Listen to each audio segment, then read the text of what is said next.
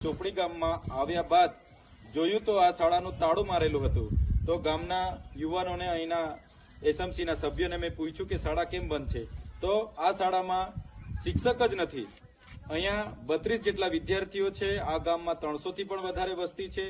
આનાથી પણ વધારે બાળકો અહીંયા ભણવા માંગે છે, પણ શિક્ષક ના હોવાના કારણે આ બાળકોનું ભવિષ્ય અંધારમય છે। એક તરફ સરકાર વાતો કરી રહી છે કે ભણશે ગુજરાત, પણ કેવી રીતે?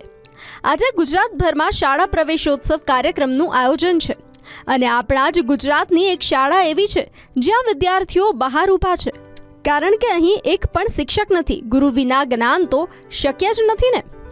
આ વાત છે નર્મદાના ડેડિયાપાડા વિસ્તારની। અહીં આવેલા રીંગાપાદર ગામમાં પ્રાથમિક શાળા તો છે, પણ શિક્ષકની સંખ્યા શૂન્ય છે।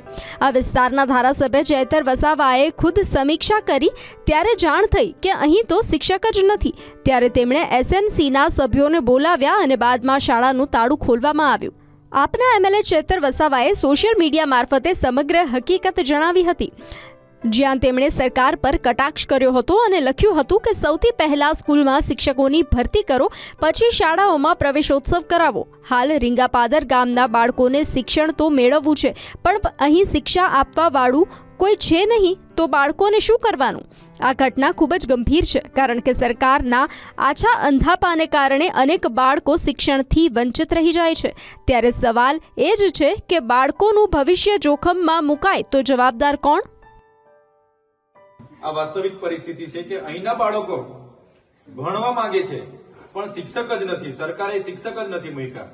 ત્યારે વિશ્વગુરુ બનવાની વાત છે, બળેગા ઇન્ડિયાની વાત છે, અને બેટી બચાવો બેટી પઢાઓની વાત છે। તો આ બધા જે આઝાદીના 75 વર્ષ પછી પણ આવા મહોત્સવ મનાવવામાં આવે છે, તો આ વાસ્તવિક પરિસ્થિતિ પર પણ સરકાર ધ્યાન આપે અને અહીંયા શિક્ષક મૂકે। અમારી આવનાર દિવસોમાં માંગણી રહેશે।